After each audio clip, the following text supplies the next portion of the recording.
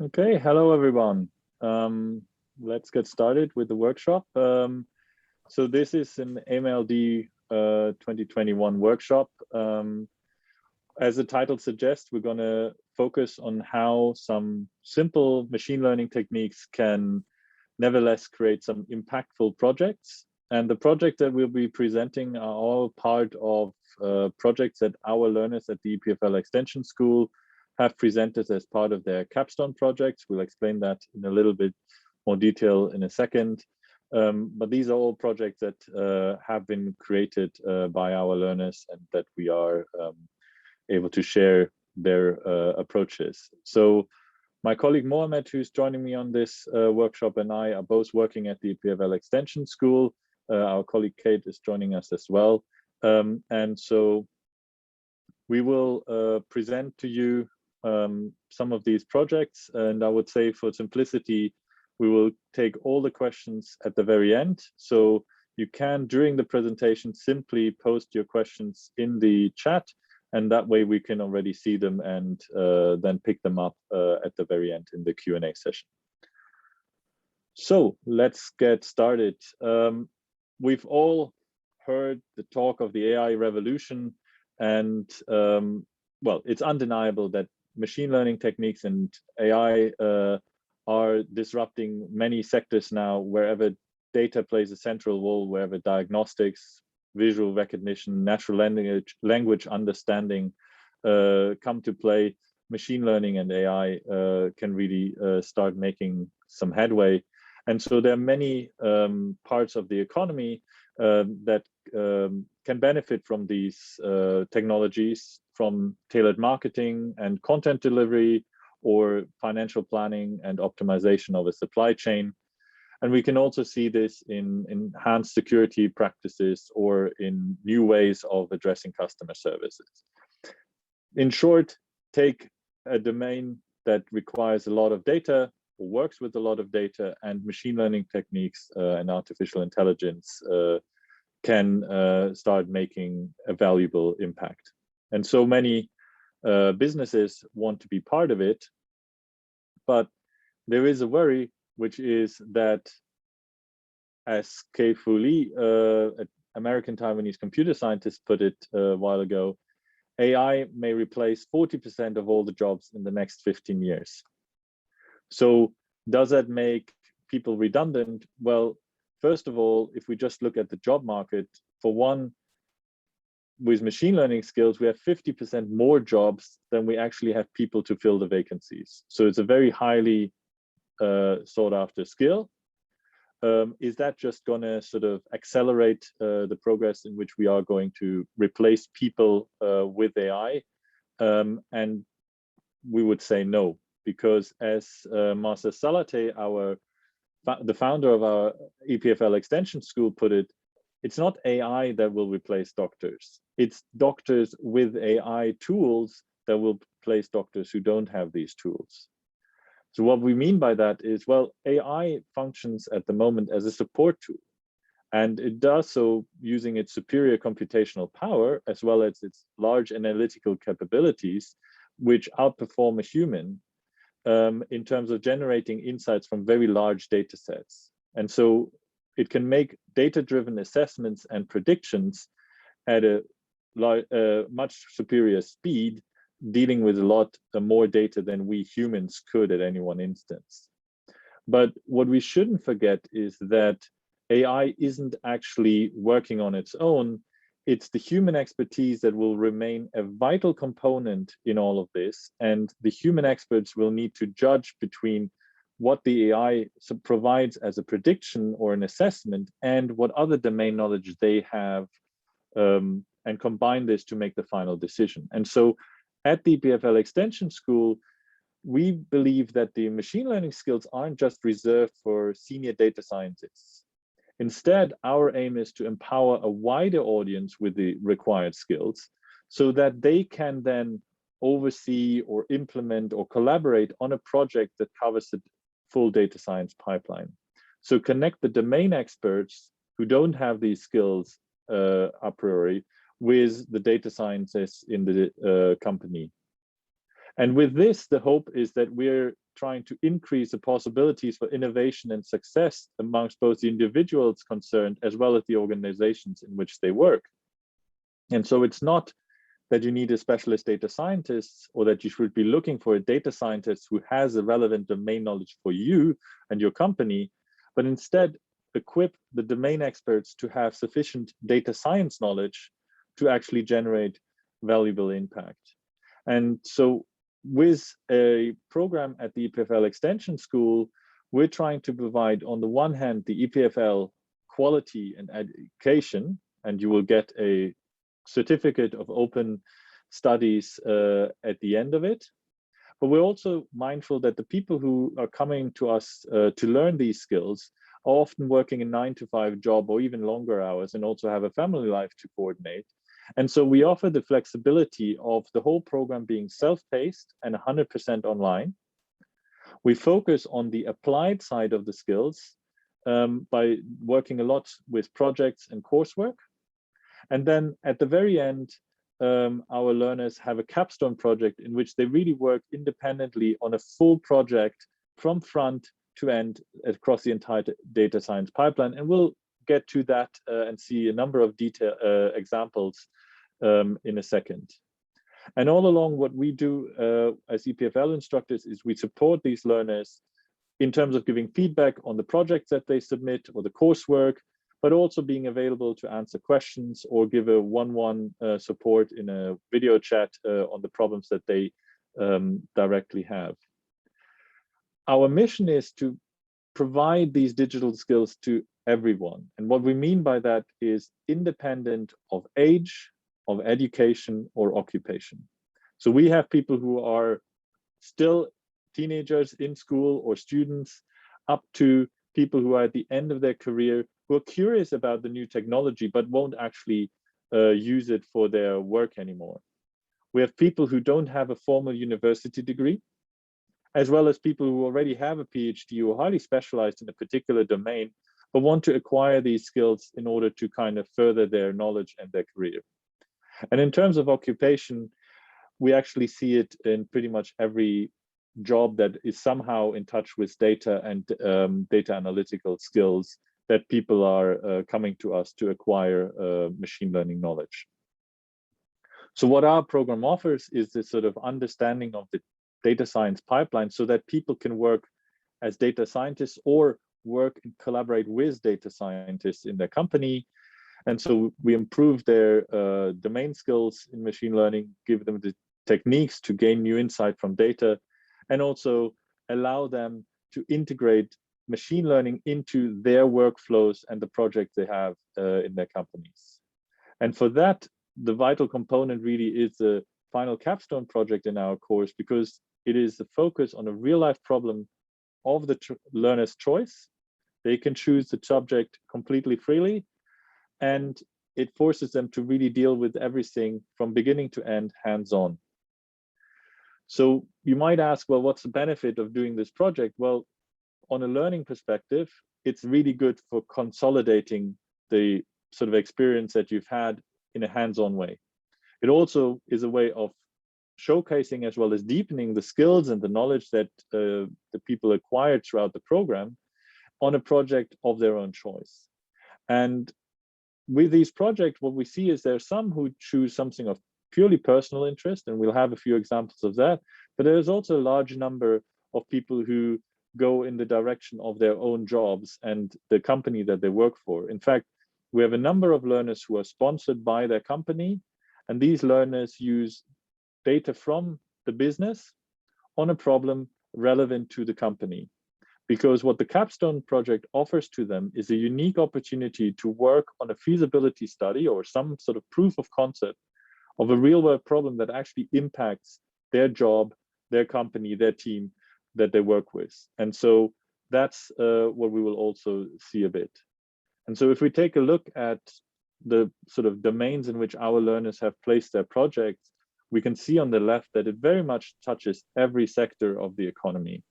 We have finance and insurance, we have sales and marketing, we have tourism, weather, the medical domain, any of the sectors that are out there dealing with data is really touched by these projects. So they can all be placed in these sort of domains. And we have a few others who go more for a personal approach. So we have people who've done machine learning projects on games like chess or the card game of Yas. On music, we'll see an example of that possibly. And then others who focus more on technical parts like the image recognition techniques or using natural language processing for documents and social media analysis. So what I would say is that you can see that the skills acquired on the program can be applied to a wide range of domains and a multitude of problems. And my colleague Mohamed will take over now to just showcase some of these to you and give you a few more details. Over to you, Mohamed. All right, thank you, Christian. Welcome everybody again. So we'll now go over a series of capstone projects implemented by our learners in the Applied Data Science Machine Learning program.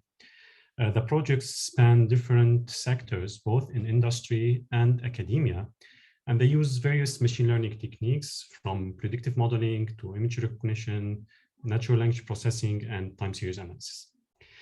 Before starting with the projects, I would like to make the following note. By default, all our learners' projects are their own property that we treat with confidentiality.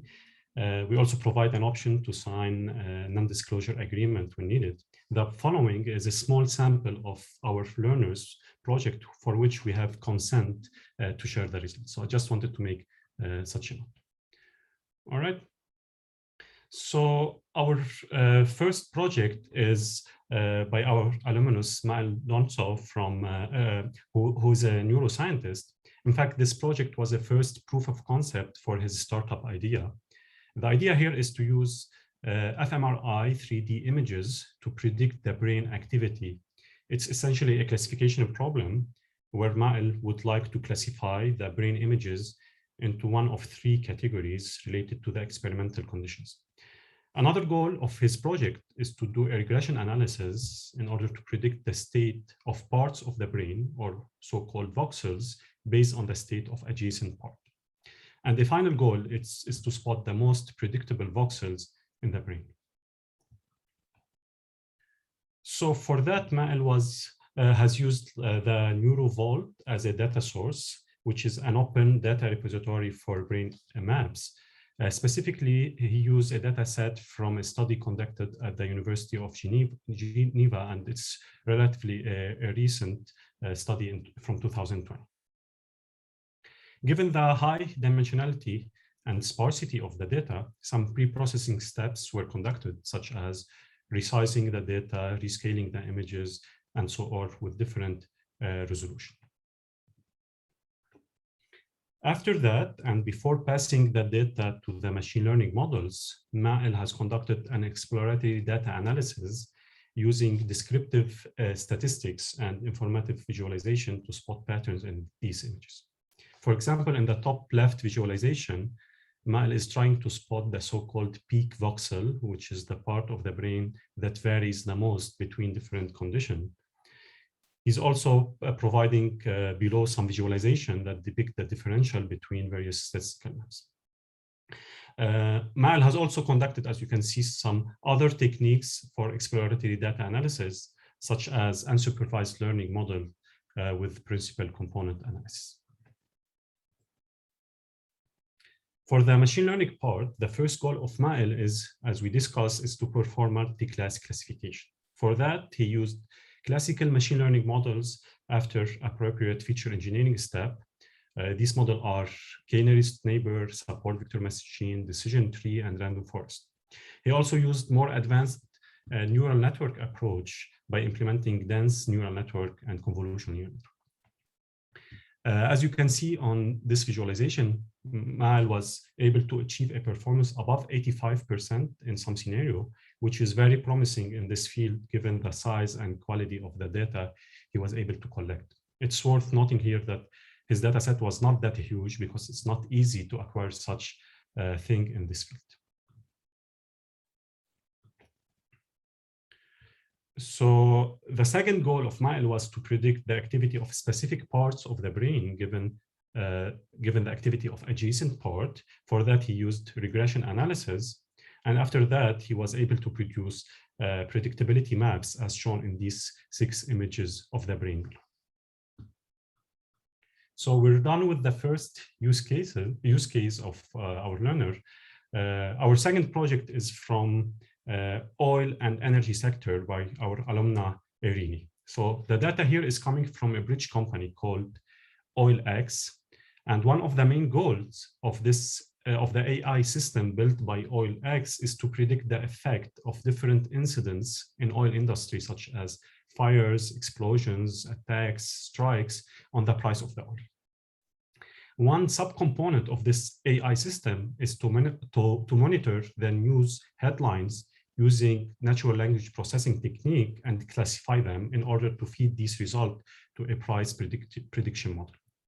Of course, there are many existing ready off-the-shelf solutions which are not tailored to this problem. The idea here is to build a document classifier from scratch and compare it with existing solutions. Of course, this is a very sensitive prediction problem. As we said, it's predicting the price of oil, and any small improvement on this subcomponent on classifying the document will be very useful. So the data sources are news headlines from Newswire, Newsroom, and also some tweets from Twitter. You can see on the visualization how the number of headlines addressing all incidents is evolving over time. Of course, the original data is not labeled. As we'll see next, Irini will try to label the data before applying supervised learning approaches. Originally, Irini was able to collect 60,000 different documents talking about such incidents in the oil and energy sector. She took one sample of 500 documents to label them manually. After that, she compared her manual labeling with ready off-the-shelf solutions for automatic labeling, such as a zero-shot model and enhanced word matching.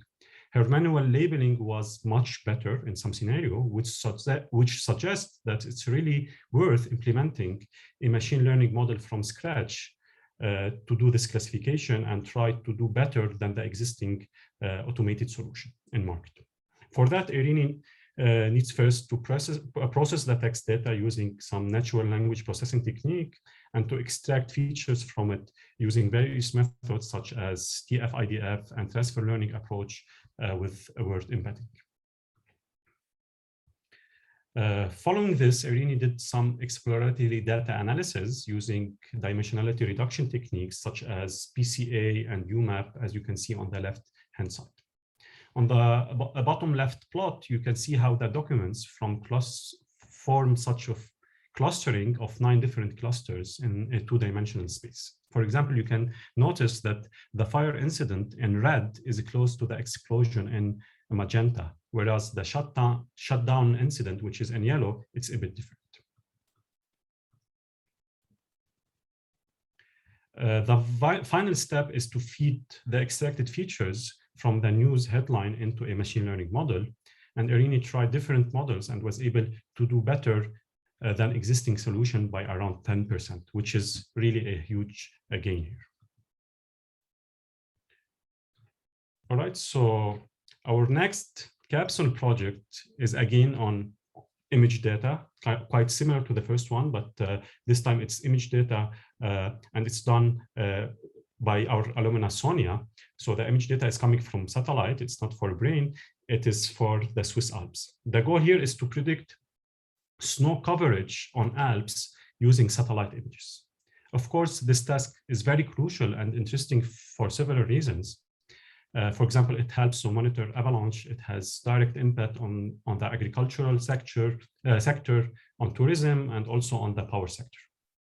Indeed, there are many stations on the ground in Switzerland to detect snow. However, if we want to interpolate between these stations to predict the snow between the station, this process is not usually very accurate. And that's why Sonia decided to use satellite images along with other metadata to perform this task.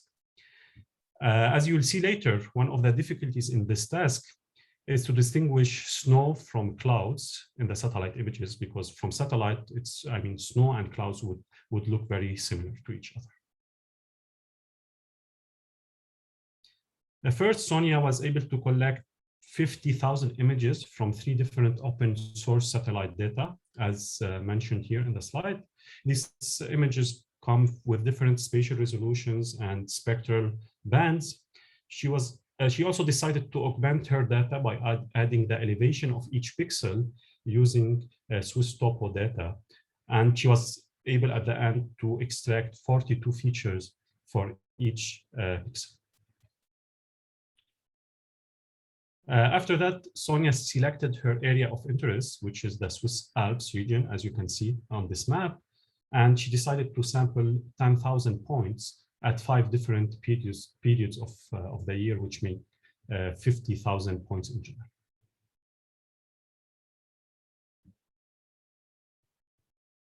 So the plots here show some of the result she got after her exploratory data analysis. It's a bit dense. I'm not going to go into the detail, but you can see on the top right plot that there are obviously periods of the year where we have more snow. For example, the green and orange bars in February marks like a high percentage of snow, whereas the blue bar in August shows some clouds. The last step, again, is to feed the extracted features to various machine learning models, as you can see here. In fact, Sonia considered here 3 different classification problems. First, she considered a binary classification in order to classify whether there is a snow or no. The second task is to do multi-class classification, where she considered 3 different classes: snow, clouds, and others. And the last task is to do multi-class classification with 10 more detailed classes. And she was able to get performance around 0.9/1 with F1 score, as you can see. So let's go now to our next capstone project with Jörg Schreiner. The goal here is to predict the political orientations of almost 2,200 different Swiss communes that we have in Switzerland. Although it might seem like a classical predictive modeling, but it's very interesting real-world problem that involves data sources, different data sources, as we'll see in the next slide. It also involves almost all the steps in a full data science pipeline. So let's get started with this project. To get the best possible outcome, Jörg tried to collect as much data as possible, as you can see. He went to collect data from Federal Statistical Office, Federal Tax Administration, Federal Office of Public Health, and so on and so forth. Some of the features that he was able to collect are population density of the commune, insurance premium, because this might affect the political orientation, age distribution, percentage of foreigners, language, marriage rate, divorce rate, tax rate, crime rate, and many other features. Also, Jörg went a bit further by collecting data from SBB about each commune to see how connected that commune is, because this information might affect the political orientation of the commune. After that, he created his own political orientation metric, which is a metric between -2 and +2. -2 means it's a very lefty commune, +2 it's a very right-wing commune. And this metric measures the political orientation based on the ratio of the 6 top political parties in that commune.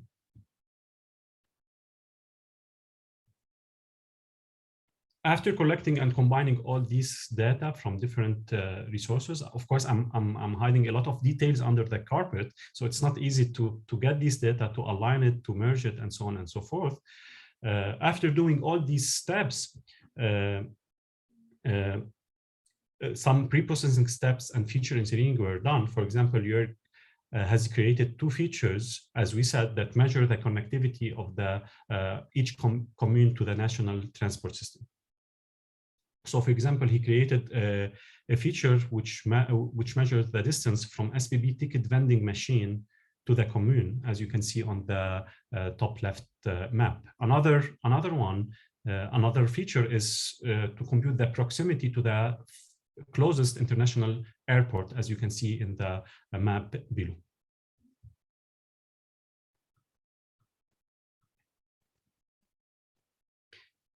And these are some of the exploratory data analysis steps conducted by Jörg that show the interdependence between the different features, how the language, how the taxi premium, the health insurance premium, how the tax is correlated with other features. For example, we have a cluster plot on the left. We have some histogram and binary plot on the right. The binary plot on the bottom right show the relation between the target, which is the political orientation, and different commune topologies, for instance. So for example, if a commune is rural or urban, this might affect the political orientation. Again, the final step is to use machine learning models to predict the target output, which is the political orientation. After doing so, Jörg tried to interpret the result for his machine learning models in order to see the most influential factors on the political orientation.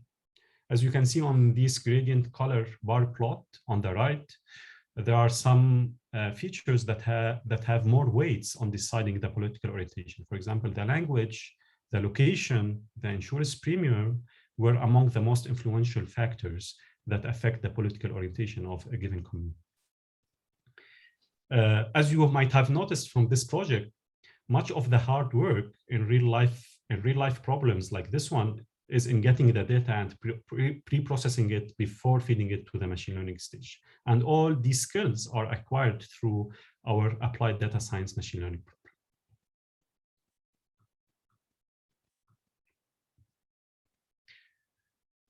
Our fifth project is by Thomas from Swisscom.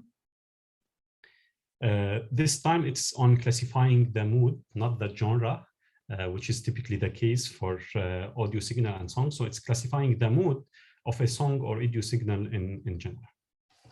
Of course, there are many sub-goals under this goal, but this is one of the main goals.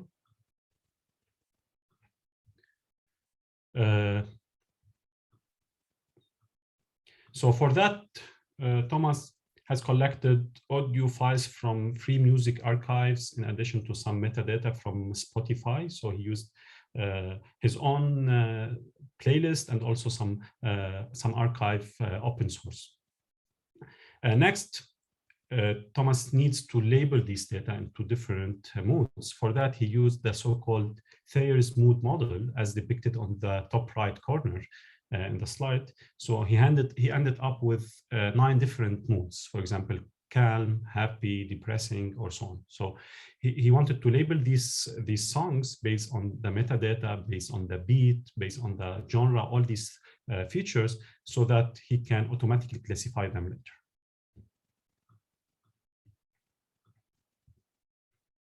After that, Thomas used several signal processing and audio processing techniques to extract meaningful features from these audio data. For example, he used MEL spectrogram, MFCCs, Fourier transforms, and many other techniques and statistical features. And you can notice that in this project, there is really some domain knowledge and some specific skills needed at this level of extracting features from the data, which might not be the case in all other projects. So here's a visualization of the full pipeline used by Thomas to handle a large data set in chunks and in stages. I'm not gonna go over it in too much details, but you can see that there is an entire data science pipeline where we need to split the data into chunks, and then we need to treat it and then feed it in machine learning model after various methods of extracting the features.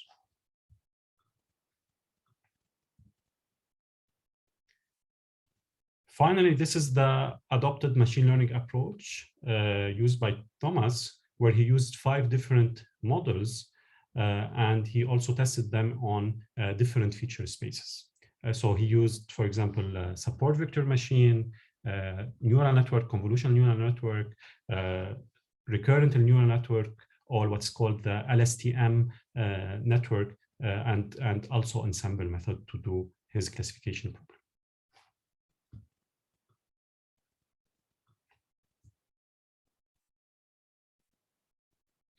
All right, so let's go to the next capstone project. I'll be a bit, sorry.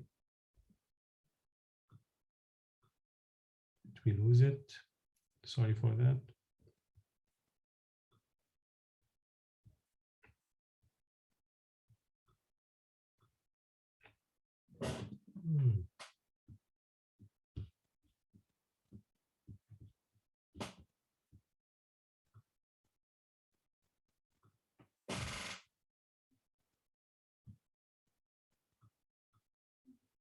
I think we're good now.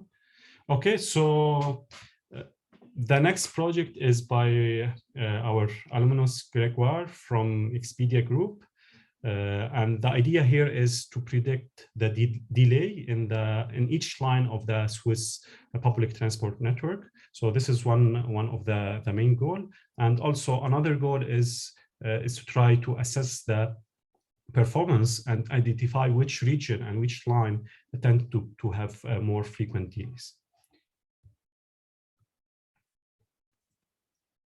So the source of the data is from it's an open source again here from Mobility Switzerland and SBB. So Gregoire was able to collect data about each stop, each line, each operator, also the location of each one, and many other features. He ended up with 1.5 million different entries and 30 features per entry. So it's really a huge data set here, as you can see. After that, Gregoire conducted exploratory data analysis, as you can see, and in order to visualize the data and spot any pattern even before feeding it to a machine learning model. So you can see here, for example, on the bar plot on the bottom left corner, that there are some on the x-axis you can see the cantons, and then on the y-axis you can see the delay, whether it's a delay below 5 minutes or important delay above 5 minutes. And you can see that there are some cantons where we tend to have more delays than other. Okay, and you can also see the next bar plot to the right, where on the x-axis we have different operators, and also one can see that some operators tend to have more delays than the other. Of course, on the top left corner, you have the bar plot that shows the delay per different transportation medium. So for example, you have bus, you have metro, you have tram, and you can see, like, for buses, we tend to have delay. This orange part is the delay up to 2 minutes, between 2 and 5 minutes, and which is not the case for all the transportation medium.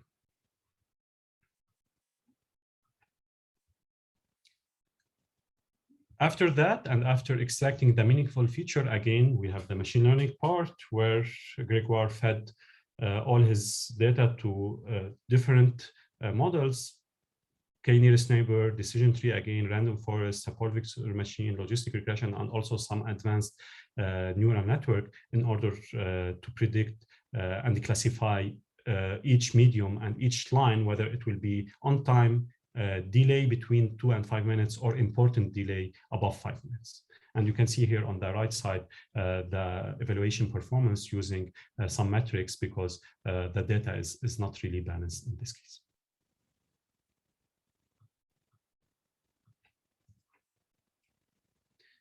All right, so maybe the very last project is by Rudy on predicting ozone levels in Canton Zurich. So it's also here again a regression problem, and the input features is some air quality features and features from the Meteo and Meteo Suisse, in order to predict the ozone level in Canton Zurich.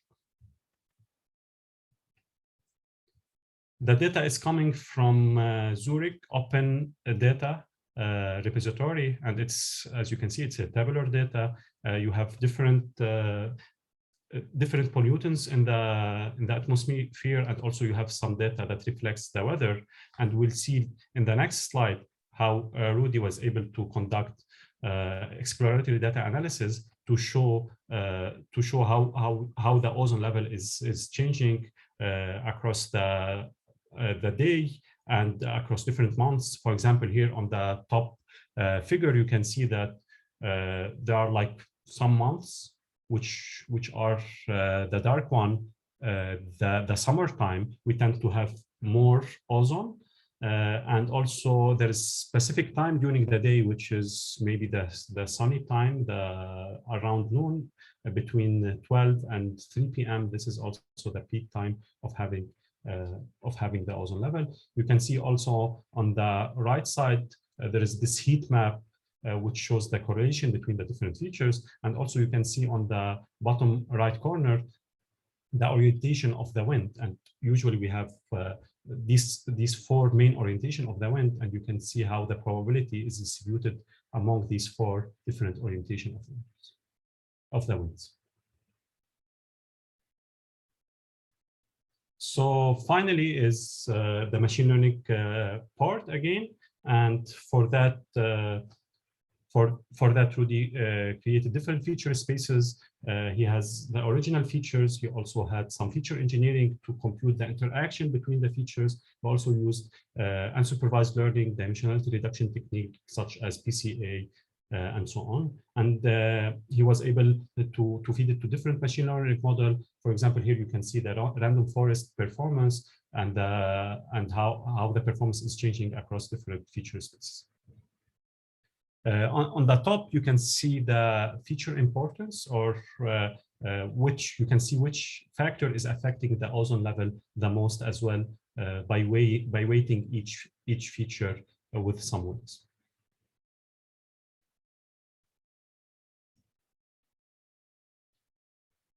So this is the final comparison with the different regression models that he used: linear regression, k-nearest neighbor regression, decision tree, random forest, and also other techniques. And you can see that he was able to beat the baseline used. The last 2-bar plot are, or 3-bar plot are some of the baseline already used. He wasn't able to beat one baseline, but this baseline it's out of the scope, I would say, because this baseline is just predicting the ozone level 1 hour ahead, and Rudy wanted to predict much longer time span.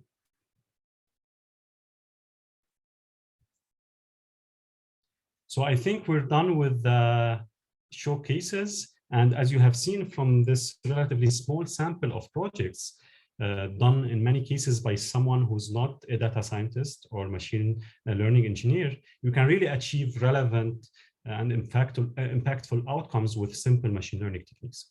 And this does not take much. Of course, the field, as you have heard, is full of some buzzwords, and these buzzwords might be a bit intimidating from far, but once you get into it and with the right approach, you will be able to generate tangible value. And that's what we aim by providing such a program at the EPFL Extension School. So thanks for listening, and time for questions if you have any questions.